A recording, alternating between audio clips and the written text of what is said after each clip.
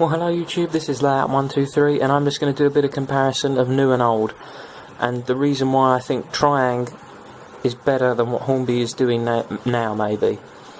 And let's just start off by looking at these two little brown wagons, and the thing that I like about these is they've got a lot of character, I feel. If we look at the modern one to start with, you can see that underneath you've got the metal wheels. You've also got the licensing info bringing it back to Hornby and made in China. If we have a look on the side, there's some little writing as well in one of the corners, and in the other corner we've got the XP and then some numbers and lettering as well. If we look on the other side, you will see exactly the same, and two doors.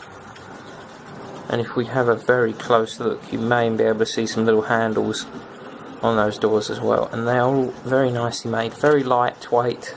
Not a lot of weight at all to it. Very small buffers at either end, and a very nice roof. The wheels, when spun, will roll and roll and roll. They're not sticky and well tight like you get on some bogies. They are pretty nicely made, these. And now let's have a look at the old one. It's a little bit heavier. If we look underneath, and you will see that the wheels are plastic with then metal on them as well to try and help them, if I say survive, so they don't erode as much. The couplings are metal, which is something I should have pointed out on the Hornby one. They are plastic, which is a nicer feature because when they couple up, two metal couplings make a much nicer noise than two plastic couplings. Another thing to point out as well is if we have a look, there's more detailing down here put in, whereas on these there's a little bit less, than just a little bit though, it's not by much.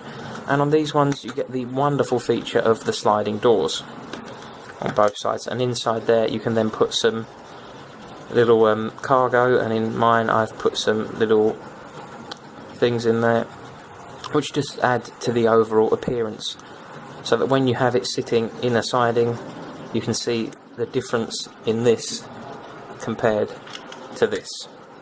There is a huge difference, and let me just show that off right now.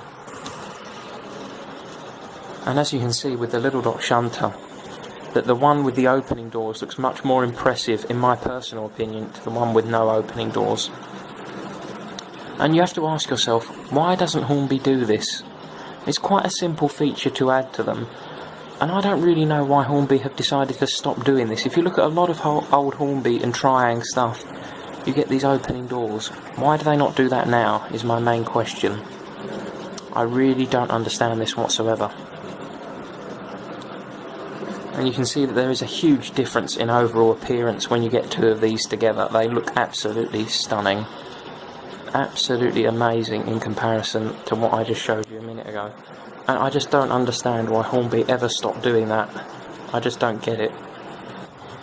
And here we go with round 2 of old versus new, and on the left we have the new Hornby 040, and on the right we have the old Triang 040. I did do a video on these, how times have changed, and in that video I explained how much more sort of grunt this has in comparison to this one. As nice as this is, and if we look underneath, it is a little bit nicer when it comes to the overall sort of running.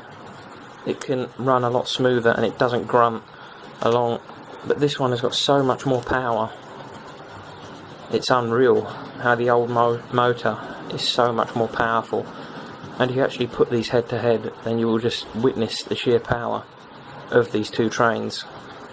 I mean, it's just quite unbelievable how one old-fashioned train can win in a contest against a real modern one. And you've got to wonder why, once again, is the question I'm going to ask.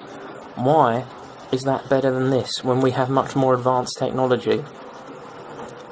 I just don't understand it. Metal couplings as well versus the plastic we get today, and also made in wonderful England and then made in China.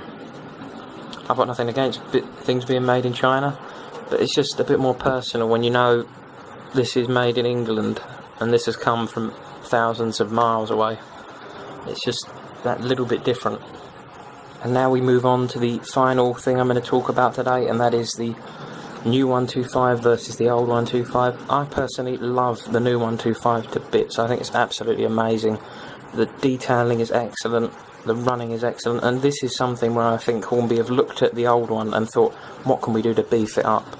If we look at the old one, it's pretty much the same sort of principle as this, but it's just been completely over detailed, and it just looks amazing, the new one, in comparison. The new one looks so real, and it makes the old one look like a toy, which is something quite a few of the hardcore fans will probably be annoyed about. But I do like this.